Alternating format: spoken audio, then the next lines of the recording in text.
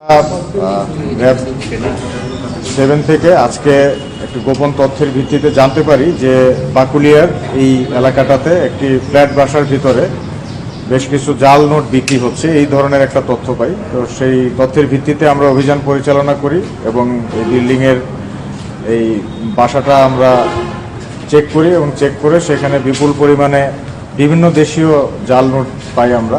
এর মধ্যে বাংলাদেশি টাকা রয়েছে, US ডলার রয়েছে, ইউনাইটেড আরব আমিরাতের দিরহাম রয়েছে, সৌদি রিয়াল রয়েছে এবং ইউরো রয়েছে। তো এই সব যে টাকাগুলো জাল তৈরি করেছে এগুলোর বর্তমানে বাজার মূল্যে যদি হিসাব করি, যদি এটা আসল হিসেবে তারা চালিয়ে দিতে পারতো, সেই ক্ষেত্রে 20 কোটি টাকা বা এর অধিক মূল্যের এই টাকাগুলোর মান হতো।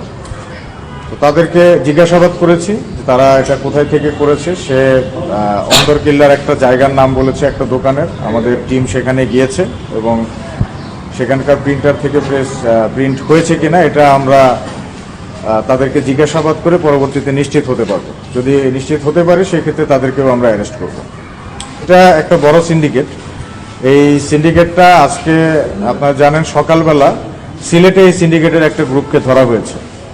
তো সেখান থেকে জিজ্ঞাসাবাদ করে তাদের মাধ্যমেও জানা যায় যে চট্টগ্রামে আছে। চট্টগ্রামে আমরা এই ইনফরমেশনটা নিয়ে বেশ কয়েকদিন যাবৎ এমনিতেও কাজ করছিলাম।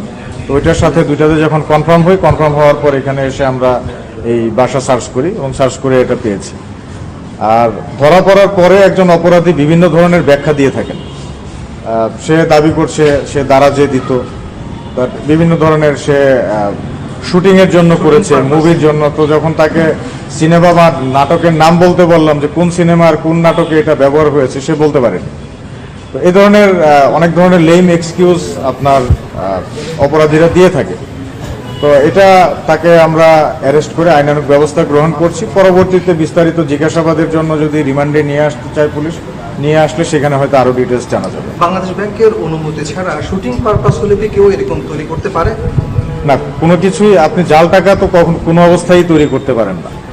এটা তো আপনাকে বাংলাদেশ ব্যাংকের যদি অনুমোদিত কোনো কাগজ, এটাই আমি তাকে জিজ্ঞেস করেছি যে অনুমোদিত কোনো কাগজ আছে কিনা। এ ধরনের কোনো সার্টিফিকেট নাই। সে মানি এক্সচেঞ্জের একটা সার্টিফিকেট নিয়েছে, লাইসেন্স নিয়েছে। তো মানি এক্সচেঞ্জ মানে অরিজিনাল নোটের মানি এক্সচেঞ্জ হওয়ার কথা। সে এইটার প্লিতে জাল নোট তৈরি করছে। তো সম্ভাব্য হয়তো এগুলো তারা জাল নোটগুলো এইভাবে মানি এক্সচেঞ্জের নাম করে চালাচ্ছে। আচ্ছা হাবিব ভাই,